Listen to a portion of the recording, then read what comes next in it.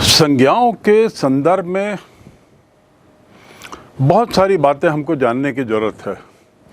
अभी तक जो हमने जाना वो संज्ञाओं का वर्गीकरण, the types of nouns and also the way those types are created, we have understood. Having understood the types of nouns and also having done a lot of examples, now let's come to another part of it, and that is how to make feminine words out of those nouns. Is there a standard rule? क्या कोई एक स्थायी नियम है जिसके आधार पे बनाया जाए, या और it is just like that anything that strikes the mind a word can be made a feminine word? No, there are certain rules, but those rules are also quite many. कई नियम हैं उसके कि किसी शब्द को फेमिनिन, किसी शब्द को स्त्रीलिंग कैसे बनाया जाए, कि स्त्रीलिंग बनाने के नियम हैं। चलिए अब हम देखते हैं कि किन तरीकों से स्त्रीलिंग बनाया जाता है, क्या क्या उसमें हम जिसको कह सकते हैं एक तरीके से नियम या गाइडलाइन फॉलो होती हैं। And they are not very hard and fast rule, because for every rule that I am going to describe there may be some exceptions. कुछ अपवाद भी होंगे जो उससे बाहर हैं, और यही अपवाद अंग्रेजी की खासियत है। So let's move to how to make these. There are three types of rules basically that govern the process of converting a masculine noun word into a feminine word. Three types. First is पूर्णतः भिन्न शब्दों के प्रयोग। पहला क्या है ऐसा जिसमें शब्द पूरा बदल जाता है, यानी there is no connection you will find between the original word and its feminine. कोई इसमें संबंध आपको नहीं दिखेगा, बिल्कुल नया शब्द दिखेगा। तो एक नियम तो ये है कि आप बहुत से शब्द ऐसे पाएंगे जो बिल्कुल अलग हो जाते हैं फेमिनिन होने पर, और मूल शब्द से, मैस्कुलिन से उसका कोई ताल्लुकात नहीं रहता, नहीं दिखता। So let's see some of those words. For example, यदि मैं मैस्कुलिन की सीरीज बनाऊं, so you have bachelor, you have boy, right? Bachelor, फिर boy, फिर brother, then bull, then bullock, cock, cock के बाद dog, after dog we have drone, drone then father, then gentleman, right? ऐसे और शब्द हैं horse, husband, king, then you have lord, man, nephew, papa, and then we can say sir, son, uncle, काफ़ी। ये जो शब्द मैंने लिए हैं ये अपने डे टू डे लाइफ से, आसपास से, क्योंकि इन्हीं को अपने को ज़्यादा प्रयोग करना है और इनका फेमिनिन जानना है। और सौभाग्य से you might be knowing most of the feminine या स्त्रीलिंग वर्ड ऑफ दिस। आप बहुत सारे इनके फेमिनिन वर्ड आपको वैसे ही मालूम होंगे, लेकिन फिर भी एक क्विक लुक हम देख लें। बॉय का लड़का, लड़की, गर्ल। बैचलर जो पहला शब्द है, बैचलर मतलब होता है अनमैरिड बॉय, ख्याल रखेंगे। बैचलर मतलब होता है अनमैरिड बॉय। अब अनमैरिड गर्ल को क्या कहते हैं? Unmarried girl is known as, is called spinster, S-P-I-N-S-T-E-R. Many girls prefer to remain unmarried. That office has many spinsters working.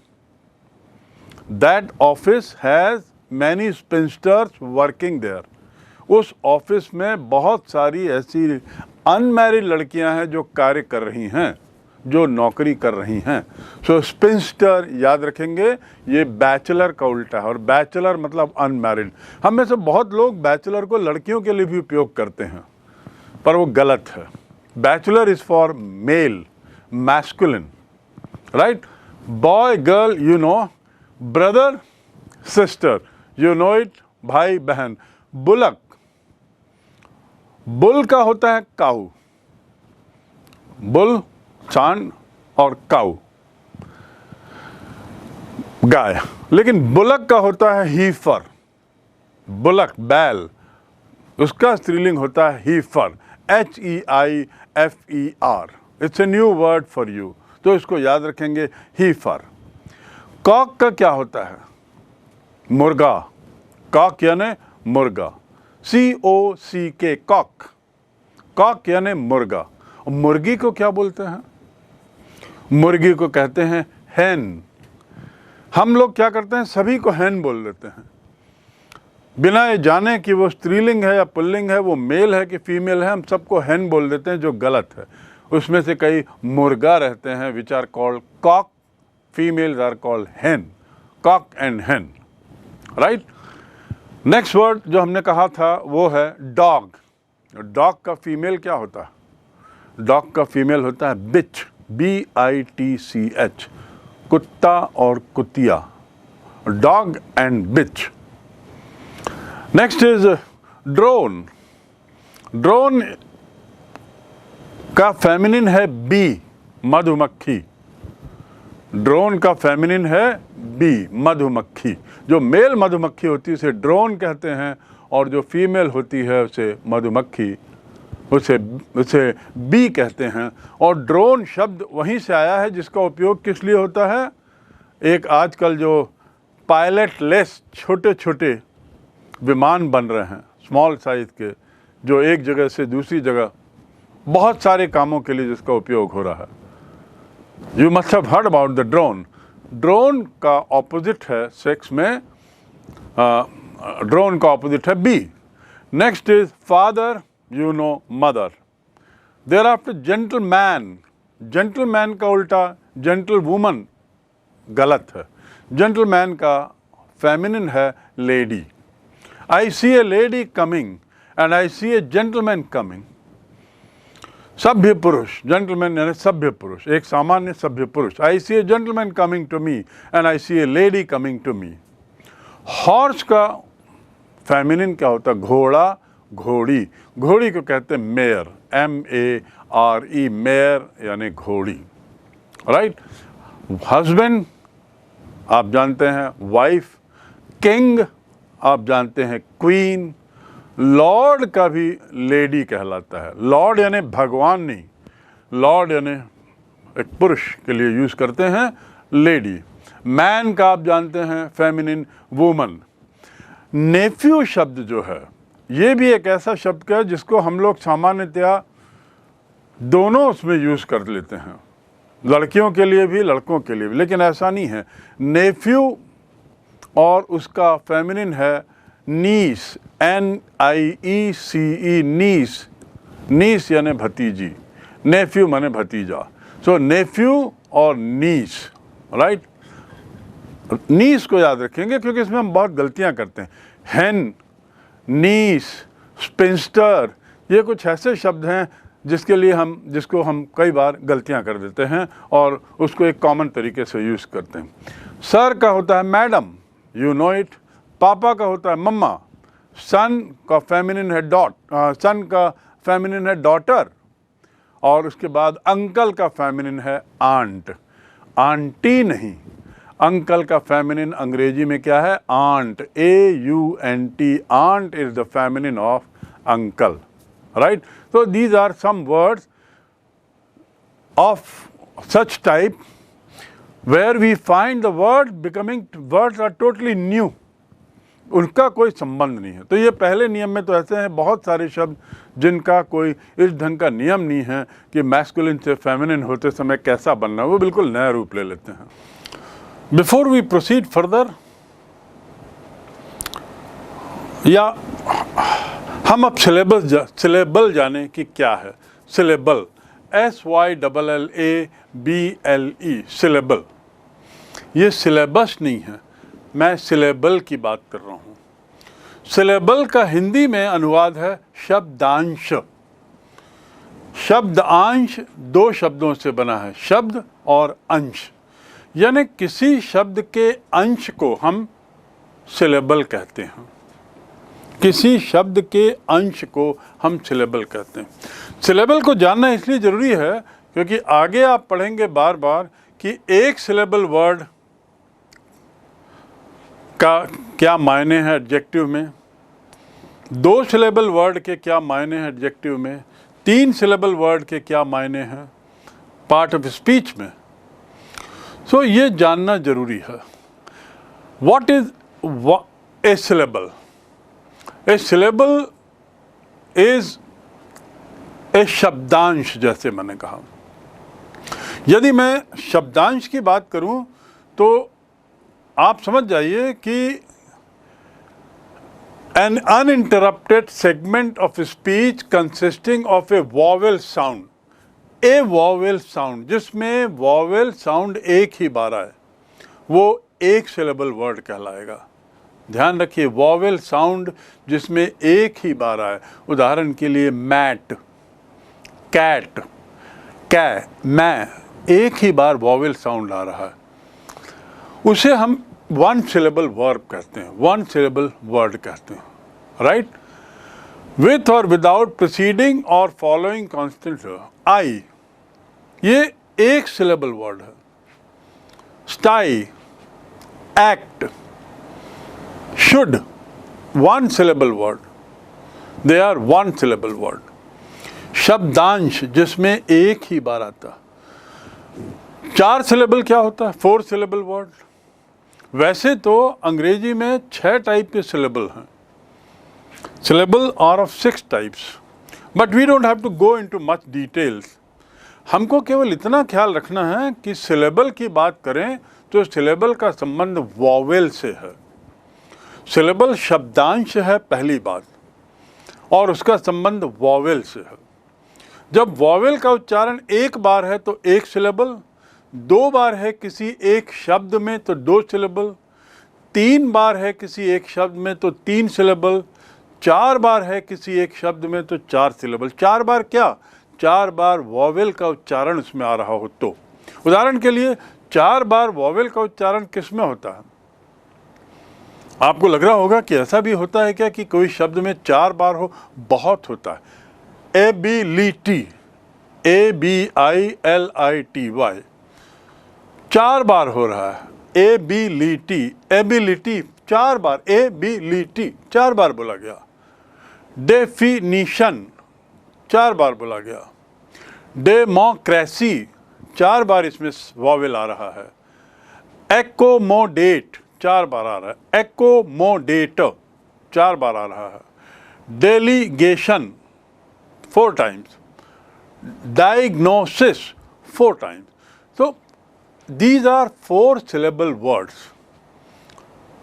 अब आप समझ गए सिलेबल क्या होता है।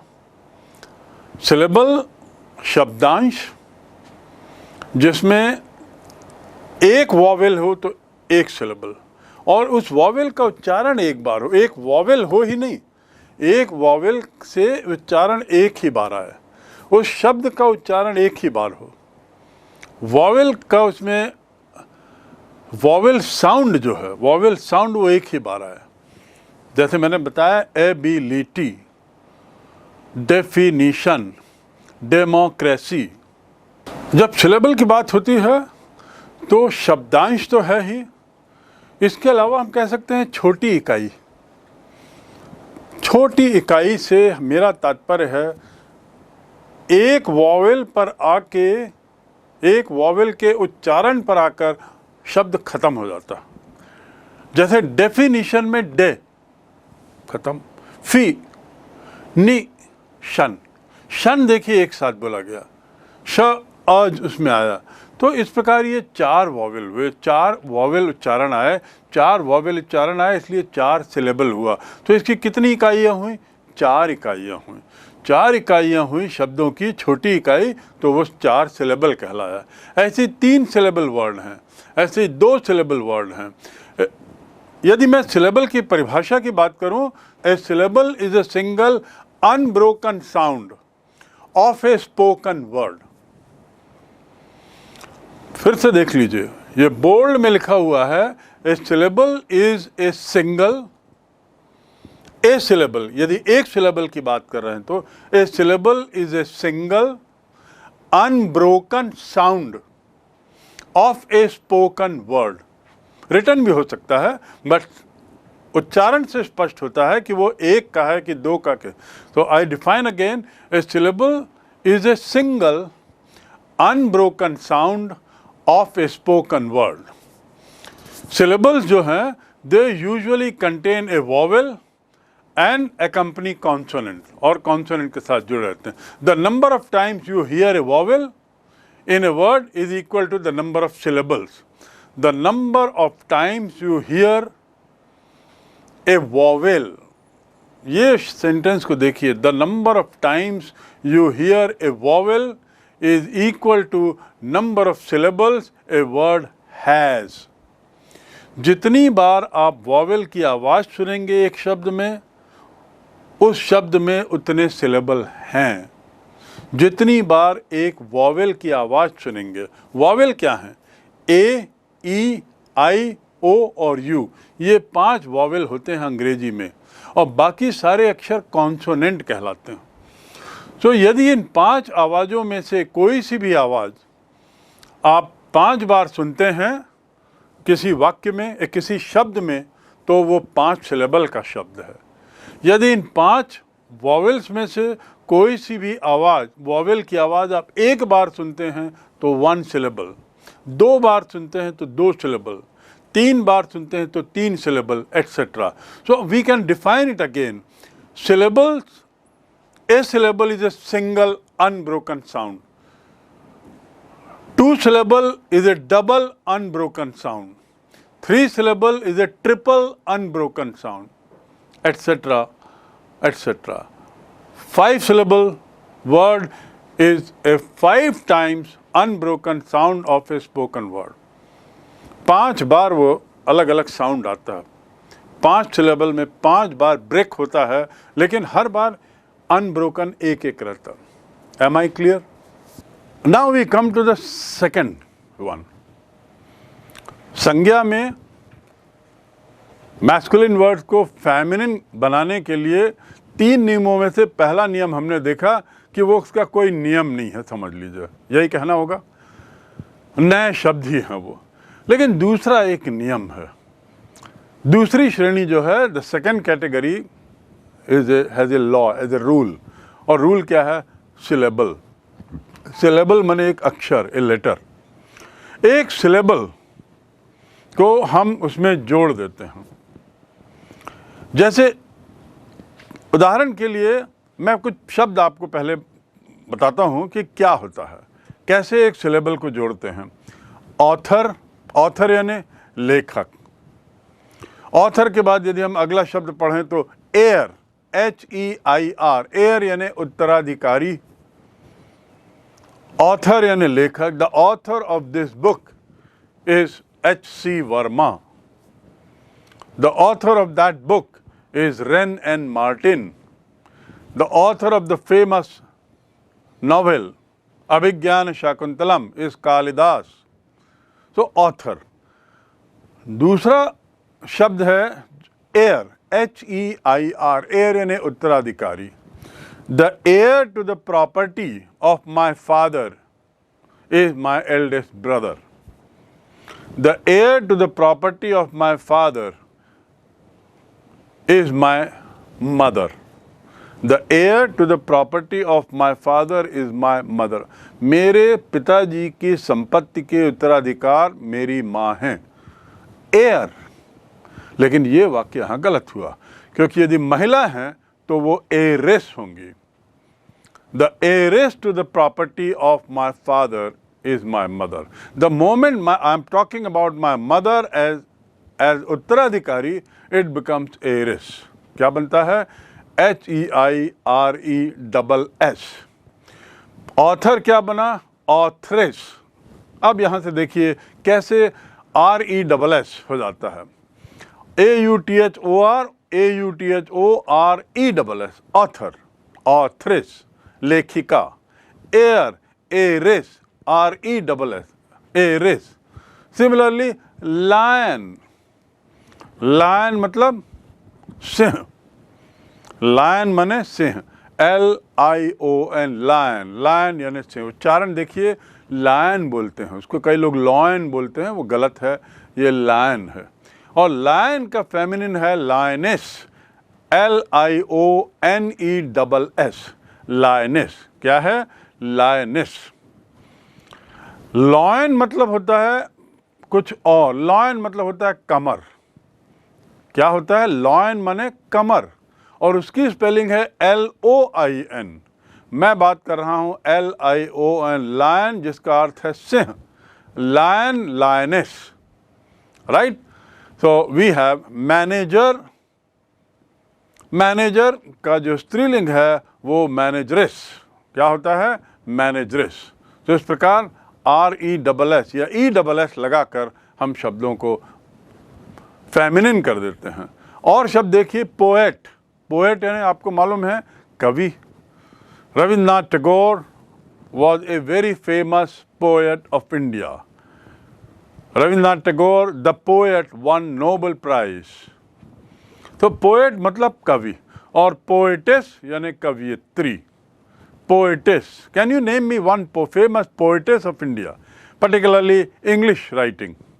अंग्रेजी में भारत की कोई प्रसिद्ध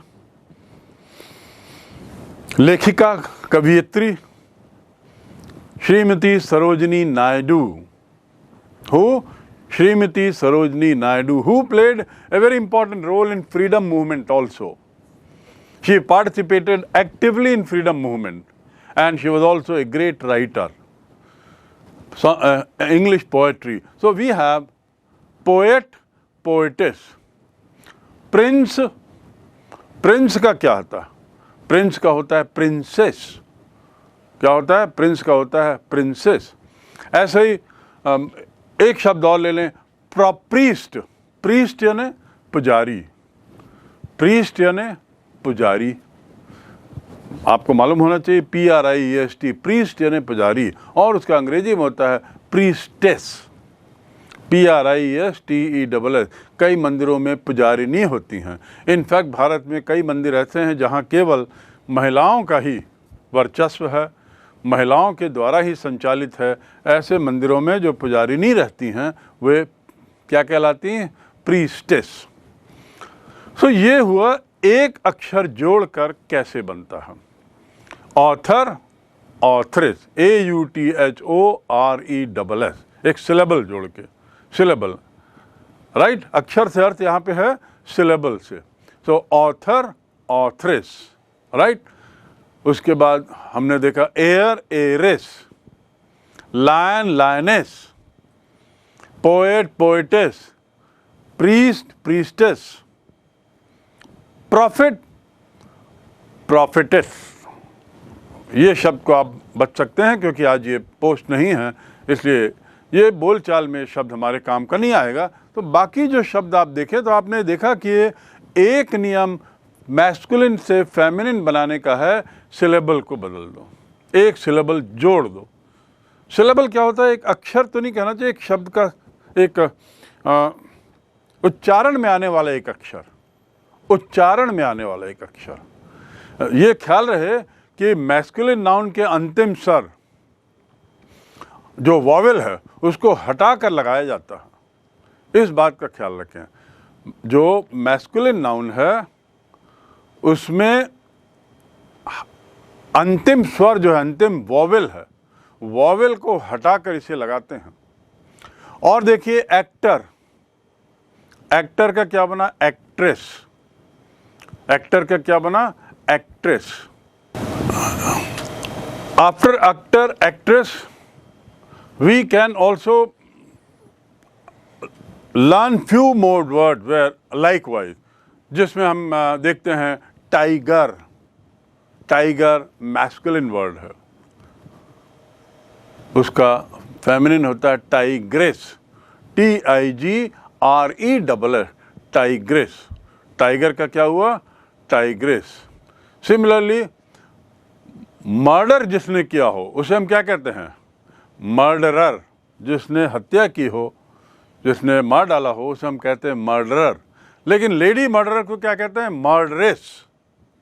ये अलग है सामान्यतः, लेकिन अब बोलचाल में हम मर्डरर ही उसका यूज़ कर रहे हैं, बट अदरवाइज ग्रामर की दृष्टि से मर्डरर का फेमिनिन है मर्डरेस। एक शब्द आप सुने होंगे, जब होटल जाते हैं हम और आप, तो कई होटलों में महिलाएं सर्विस देती हैं। महिलाएं मेनू लाती हैं, बिल लाती हैं, हमको परोसती हैं। They serve us, they bring the menu card, they lay things on the table, they serve us the food. These ladies are called what? The gents are called waiter. जो मेल रहते हैं उनको क्या बोलते हैं? वेटर। हम लोग बहुत सामान्य भाषा में बोलते हैं वेटर को बुला लो, लेकिन यदि महिला है तो उसे कहते हैं वेट्रेस। महिला को क्या कहते हैं? Waitress, WAITRESS, waitress, right. So, इस प्रकार we have few words where you add the syllable and it becomes feminine. कई बार क्या होता है, मतलब ये in the normal practice we find that most of the words become feminine by adding ESS. By adding ESS. But there are few other words which have different types. यदि हम ESS को suffix कर देते हैं, ये सबसे ज़्यादा प्रचलित तरीका है। सफिक्स करना यानी बाद में लगाना, प्रीफिक्स करना यानी पहले लगाना। ESS को हम बाद में लगा दें तो बहुत सारे शब्द फेमिनिन हो जाते हैं, लेकिन कौन किस शब्दों में लगाए जाए इसका कोई नियम नहीं है। वो आपको अभ्यास से, आपको सतत अध्ययन से आपको आएगा। किसमें लगाया जाए इसका कोई नियम नहीं है, आपको अभ्यास उससे आएगा। लेकिन आप एक चीज़ देखेंगे कि बहुत से शब्द जिसका अंत आर से होता है, र से होता है, आर।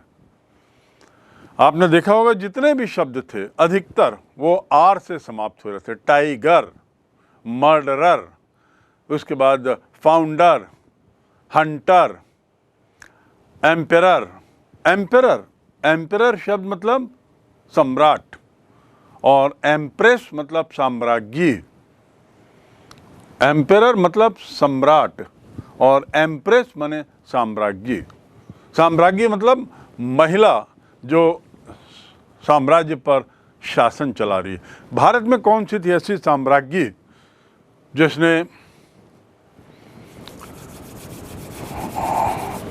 सल्तनत काल में शासन किया? थोड़ा ये आप पता लगाएं।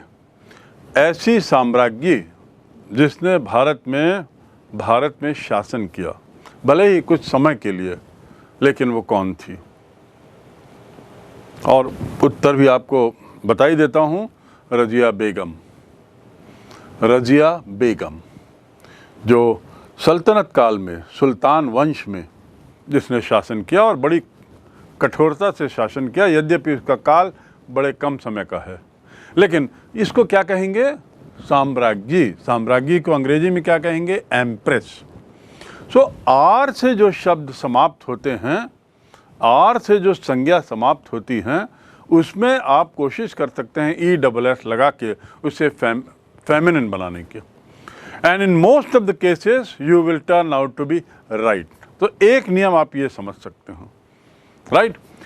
अब पुल्लिंग संज्ञाओं से स्त्रीलिंग बनाने के लिए सफिक्स तो लगाना हमने देखा। यही एक ऐसा प्रयोग है जिसे हम नई स्त्रीलिंग संज्ञा बनाने में हम करते हैं। अब हम आते हैं दूसरे पर, हीरो। हीरो मतलब हीरो, जिस हम फिल्म का हीरो, या फुटबॉल में मेरा हीरो रोनाल्डो है, फुटबॉल में मेरा हीरो मैराडोना है, फुटबॉल में मेरा हीरो मेसी है। सो हीरो का फेमिनिन है हीरोइन, INE, हीरोइन। हीरो का फेमिनिन है हीरोइन। फॉक्स का फेमिनिन है वाइक्सन, VIXEN। ये कुछ अलग तरीके। पहले या बाद के शब्द को हम बदल दें तो कैसे वो फेमिनिन बन जाता है। कोई सा शब्द जो दो शब्दों से मिलकर जुड़कर बना हो और वो मैस्कुलिन हो, कोई सा शब्द जो दो शब्दों से मिलकर बना हो और मैस्कुलिन हो, उसमें पहले वाले शब्द को या बाद वाले शब्द को बदल के हम फेमिनिन बना देते हैं कई बार। एक नियम ये भी है मोटा मोटा। In other words, there are many words which are made of two words joined together. X and Y, they are joined together. So either you change X or you change Y and it becomes feminine.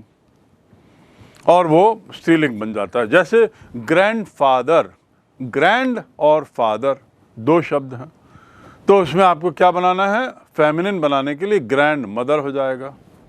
ऐसे ही great uncle, तो क्या हो जाएगा, great aunt. ऐसे ही man servant, maid servant. Maid यानी काम करने वाली बाई, काम करने वाली महिला, उसे मेड कहते हैं। तो मेड सर्वेंट और मैन सर्वेंट। लैंडलॉर्ड दो शब्दों से बना है, लैंड और लॉर्ड। एक शब्द को बदल दीजिए तो फेमिनिन हो जाता है। लॉर्ड का मैंने क्या बताया था आपको, lady, so you have land lady. Uncle का मैंने क्या बताया था आपको, आंट, सो ग्रैंड आंट, दादी। ग्रैंड आंट माने दादी नानी। वृद्ध, बहुत वृद्ध अंकल, बहुत वृद्ध महिला, उसे हम ग्रैंड आंट, ग्रैंड अंकल कहते हैं।